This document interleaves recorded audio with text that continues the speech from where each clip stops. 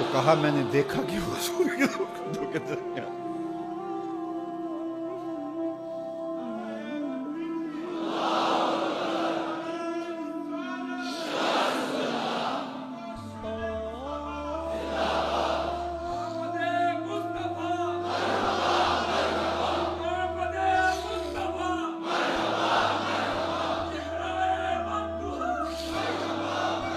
شب ہجر کی میری خوش قسمتی کہ میں حضور کا امت ہوں، ساری زندگی اس کا شکریہ ادا کرتا رہوں تو حق شکر ادا۔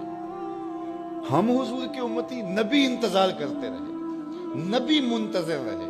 حضرت خلیل اللہ کی بارگاہ میں پکار رہے ہیں، ربنا وابعث فیہم رسولا، مالک رسول بھیج دے۔ کوئی کہتا ہے لیسا بفظ ولا بغلظ، وہ ترشرو نہیں ہوگا، سخت مزاج نہیں ہوگا، ماتھے پہ شکنے لانے والا نہیں ہوگا، وہ پیار بانٹنے والا ہوگا، بس وہ آیا چاہ رہا ہے۔ حضرت عیسیٰ نے تو نام بھی بتا دیا نا، مبشرم برسول یاتی من بعد اسمہ احمد۔ لوگوں میں جا رہا ہوں، چلو نام بھی بتا دیتا ہوں، میرے بعد جو آنے والا اس کا نام احمد ہوگا۔ نبی انتظار کرتے رہے، 12 نبیوں نے انتظار کیا حضور کی امت میں ہونے کے لیے، تمنا کی۔ نستورہ راہب انتظار کرتا رہا، بحیرہ راہب انتظار کرتا رہا۔ شب ہجر کی سختیاں کوئی اس سے جا کے پوچھے، تیری راہ تکتے تکتے جسے صبح ہو گئی۔ زندگیاں گزار دی انہوں نے۔ سلمان فارسی کی کہانی سن لو، مجوسی کے بیٹے تھے، حق کی طلب میں نکلے، باپ نے گھر سے نکال دیا، ایک پادری کے پاس جا کے رکے، زندگی بھر اس کی نوکری کی۔ جب اس کا آخری وقت آیا، اس نے کہا میری تدفین کے بعد غموریا چلے جانا، وہاں کا پادری خدا رسیدہ ہے، تجھے اس سے کچھ مل جائے گا۔ کہتے میں وہاں سے غموریا آ گیا، پھر اس پادری کی ساری زندگی خدمت کی۔ جب وہ مرنے لگا تو اس نے کہا کوئی ایسا شخص نہیں ہے جس کے پاس اب میں تجھے بھیجوں، لیکن نبی آخر الزماں کے ظہور کے لمحے آ گئے۔ تو یہاں سے یثرب چلا جا، وہ اس نبی کی ہجرت گاہ ہوگی، تیری زندگی سنور جائے گی، تو نے بڑی محنت کی ہے، بڑی نوکری کی ہے میری۔ کہتے میں نے اس کو کہا کہیں ایسا نہ ہو میں دھوکہ کھا جو مجھے کوئی نشانی بتا۔ اس نے کہا 3 نشانیاں، ایک صدقہ نہیں لے گا، دوسرا ہدیہ رد نہیں کرے گا، تیسرا 2 کندھوں کے درمیان مہر نبوت۔ کہتے ہیں میں نے اس کی تدفین کی، یثرب کی جانب جاتے ہوئے ایک قافلے میں شامل ہو گیا۔ انہوں نے مجھے پکڑ کے اپنا غلام بنا لیا، لیکن میرے پہ مہربانی یہ کی کہ مجھے بیچا جا کے مدینے میں۔ ایک یہودی نے مجھے خرید لیا، میں اس کے باغ میں گوڈی کرتا تھا، کام کرتا تھا، کھجوریں توڑتا تھا، لیکن میں انتظار میں تھا کہ کبھی وہ نبی آخر الزماں آئے تو مجھے دید ہو، کبھی عرش پر، کبھی فرش پر، کبھی ان کے در، کبھی در بدر۔ رب میں عاشقی تیرا شکریہ، میں کہاں کہاں سے گزر گیا۔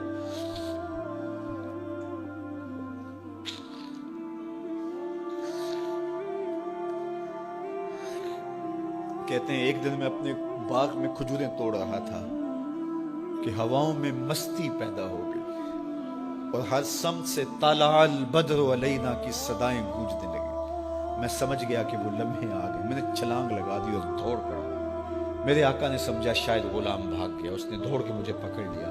میں نے اس کو کہا کہ میں نوکر تیرا ہی ہوں، لیکن دل نوکر کسی اور کا ہے، میں بھاگوں گا نہیں، مجھے جانے دے۔ میں کچھ کھجوریں لے گیا تھا صدقے کی نیت سے، جا کے حضور کو پیش کی۔ آقا کریم نے فرمایا ہم نبی صدقہ نہیں لیتے۔ کہتے ہیں نشانی ایک پوری ہو گئی۔ کہتے ہیں کہ میں کچھ دنوں کے بعد اور کھجوریں لے گیا، اور میری نیت ہدیہ کی تھی، میں نے پیش کی، حضور نے قبول فرما لی۔ لیکن میں بھی کہتا تھا تیسری نشانی بھی پوری ہو لے تو پھر مانوں گا، اور وہ کیا تھی؟ 2 کندھوں کے درمیان مہر نبوت۔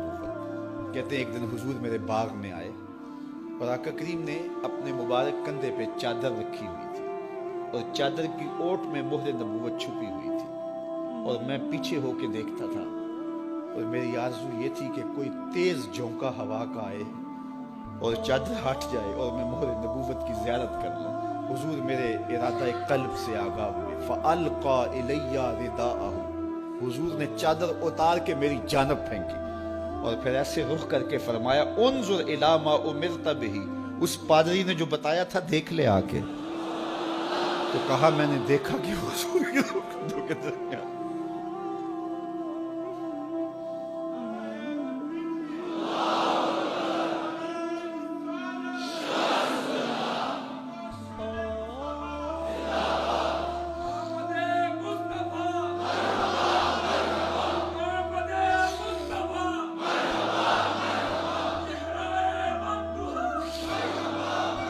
شب ہجر کی سختیاں کوئی اس سے جا کے پوچھے، تیری راہ تکتے تکتے جسے صبح ہو گئی۔ ہم نے تو کوئی انتظار نہیں کیا نا، ہم نے تو کوئی دکھ نہیں سہا، ہم سوئے تھے مقدر جاگ اٹھے۔ ہمارے والد مسجد سے مولوی صاحب کو بلا لائے، انہوں نے کان میں آ کے کہا مبارک ہو تو حضور کا نوکر بن کے آ رہا۔ میرے والد گرامی ایک شعر جھوم کے پڑھا کرتے تھے، محمد جانے جانا ہے، پیغمبر ہو تو ایسا ہو، رسولوں کی بشارت سے مبشر ہو تو ایسا ہو، امر توقیر کا سب کو موکر ہو تو ایسا ہو، کیا ہم کو غلام ان کا مقدر ہو تو ایسا ہو۔ میں اپنے مقدر پہ قربان نہ جاؤں، آپ اپنے مقدر پہ نثار نہ جائیں، ہمیں وہ نبی ملا جو نبیوں کا نبی ہے۔ بنو سعد کے مقدر بھی جاگ اٹھے۔ اللہ اکبر، کیا وہ خوش نصیب وادیاں تھیں، کیا وہ خوش بخت پہاڑ تھے بنو سعد کے، جہاں حضور نے زندگی کے ابتدائی سال گزارے۔ اللہ اکبر۔ حضرت حلیمہ سعدیہ کہتی ہیں جب میں حضور کو گھر لے گئی تو میرے گھر میں روشنیاں آ گئیں۔ باقاعدہ عورتوں نے کہا حلیمہ تو اتنی امیر ہو گئی ہے رات کو بھی دیا نہیں بجھاتی۔ بڑے امیر کبیر گھرانوں میں بھی رات کو لوگ دیا بجھا دیا کرتے ہیں، لیکن تو اتنی ہی امیر ہو گئی ہے کہ رات کو بھی تیرے گھر کا دیا نہیں بجھتا۔ تو حلیمہ سعدیہ نے کہا آؤ میں تمہیں بتاؤں میرے گھر میں دیا کون سا روشن۔ باقاعدہ ہم جولیوں کو بلایا، پالنے میں حضور تھے، اشارہ کر کے کہا ما کننا نحتاج الی السراج من یوم اخذناہ، جب سے یہ پیارا گھر آیا ہے میں نے سارے دیے توڑ دیے، دیے کی ضرورت نہ مشعل کی حاجت، عجب روشنی تو نے پائی حلیمہ، بڑی تو نے توقیر پائی حلیمہ، بنی تو محمد کی دائی حلیمہ۔ کہا ما کننا نحتاج الی السراج من یوم اخذناہ، جب سے یہ پیارا گھر میں آیا ہے میں نے سارے دیے توڑ دیے۔ جہاں روشنی چاہیے ہوتی ہے حضور کو اٹھا کے اس کمرے میں لے جاتے ہیں، وہاں انوار پھیل جاتے ہیں، روشنیاں پھیل جاتی ہیں، کیسے اجالے پھیلے، کیسی روشنیاں پھیلے۔ حلیمہ دا چھپر کھجوری دے تھلے، حوراں وچھالے نوری مسلے، فرش تو عرش تک پہ گئی دہائی، حلیمہ نے لٹ لئی خدا دی خدائی۔ اللہ اکبر۔ وہ سارا دن تو صحراؤں میں گھوم لیتی تھی، اسے جب بھوک لگتی تھی لبوں کو چوم لیتی تھی۔ بخت جاگے حلیمہ سعدیہ کے حضور ان کے گھر آئے۔ اللہ اکبر۔ جدھر سے گزرتے گئے نور پھیلتا گیا، انوار پھیلتے گئے۔